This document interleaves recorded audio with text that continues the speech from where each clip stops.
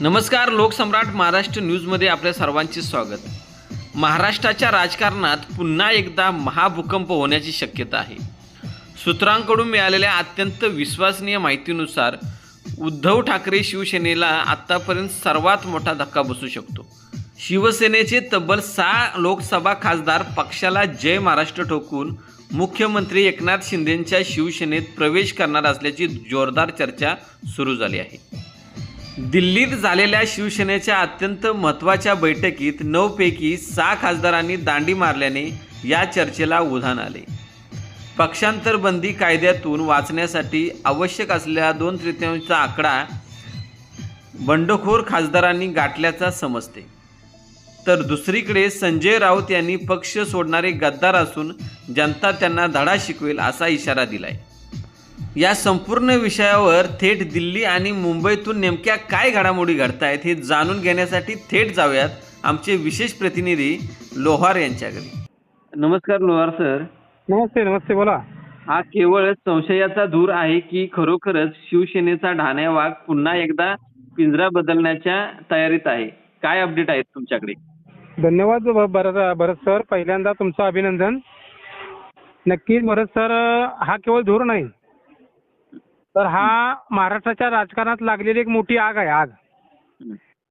कारण हे जे 6 खासदार ते दिल्लीत जे आहेत, आता दिल्लीत तळ ठोकून आहेत, किंवा पक्षांतर्गत गोटामधून मिळालेल्या माहितीनुसार पक्ष हळूहळू, म्हणजे असं माहिती रोज बातमी येते ते टीव्हीला की बाबा पक्ष काँग्रेसमध्ये विलीन होतोय का काय, त्या भीतीनंच या खासदारांनी ह्या निर्णय मोठं पाऊल उचललं असेल असं मला वाटतंय. आणि दुसरी गोष्ट अशी की याच कारणामुळं त्यांनी एकनाथ शिंदेच्या नेतृत्वाखालील शिवसेनेत जाण्याचा निर्णय घेतला असावा असं माझं मत आहे. आणि तुम्ही त्याबद्दल दुजोरा दिला, त्याबद्दल तुमचं अभिनंदनच. दुसरी गोष्ट अशी की आपण आणि त्यांनी बघा, पक्षांतर बंदी कायद्यातून कचाट्यातून सुटण्यासाठी 2/3 बहुमत पण त्यांनी जमा केले. म्हणजे 6 खासदाराचा वेगळा गट तयार करून तो अत्यंत महत्त्वाचा आकडा त्यांनी गाठलेला आहे. आणि त्यामुळे सगळ्यात महत्त्वाचं म्हणजे उद्धव ठाकरेंसाठी हा अतिशय जबरदस्त आणि दणदणीत धक्का आहे असं म्हणावं लागेल. धन्यवाद.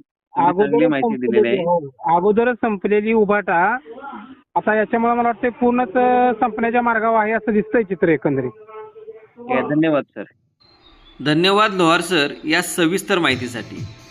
तर प्रेक्षकांनो, महाराष्ट्राच्या राजकारणात गद्दारी आणि वफादारीचा हा खेळ संपायचं नाव घेत नाही.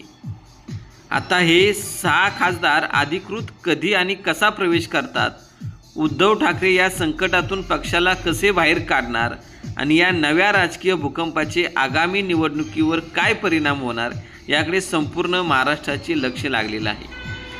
अशाच सर्व घडामोडीसाठी पाहत राहा महाराष्ट्राचा बुलंद आवाज, लोकसम्राट महाराष्ट्र न्यूज.